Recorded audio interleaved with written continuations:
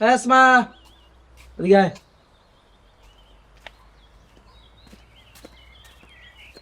Chips খাবি? টাকা আছে?